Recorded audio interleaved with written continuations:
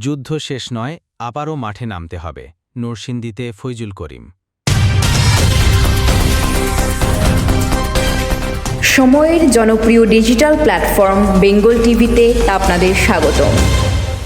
ইসলামী আন্দোলন বাংলাদেশের নায়েবে আমির মুফতি সৈয়দ মোহাম্মদ ফৈজুল করিম বলেছেন, চলমান বৈষম্যবিরোধী আন্দোলন নির্বাচনের জন্য নয়, এটি একটি ফ্যাসিবাদমুক্ত বাংলাদেশ গড়ার এবং নাগরিকদের সম অধিকার প্রতিষ্ঠার সংগ্রাম। তিনি হুঁশিয়ারি দিয়ে বলেন, যুদ্ধ এখনও শেষ হয়ে যায়নি, আবারও সংগ্রামের জন্য মাঠে নামতে হবে। জুলুম, নির্যাতন, খুন থামাতে হবে, মানুষের ন্যায্য অধিকার ফিরিয়ে দিতে হবে। সোমবার সন্ধ্যায় নরসিংদীর কাউরিয়াপাড়া ঈদগাহ মাঠে ইসলামী যুব আন্দোলনের নবম প্রতিষ্ঠা বার্ষিকী উপলক্ষে আয়োজিত এক সমাবেশে প্রধান অতিথির বক্তব্যে তিনি এসব কথা বলেন। ক্ষমতাকামী দলগুলোর সমালোচনা করে ফৈজুল করিম বলেন, মানুষ কেন আপনাদের ভোট দেবে?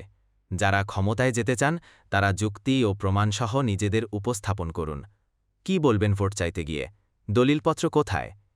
তিনি আরও বলেন, বিএনপি কিংবা আওয়ামী লীগ না থাকলে কি হবে?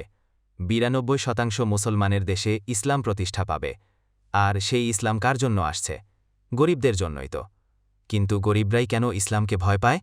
তিনি হুঁশিয়ারি দিয়ে বলেন, যুদ্ধ এখনও শেষ হয়ে যায়নি, আবারও সংগ্রামের জন্য মাঠে নামতে হবে। সমাবেশে সভাপতিত্ব করেন নরসিংদী জেলা শাখার সভাপতি মুফতি সাঈদ আহমদ সরকার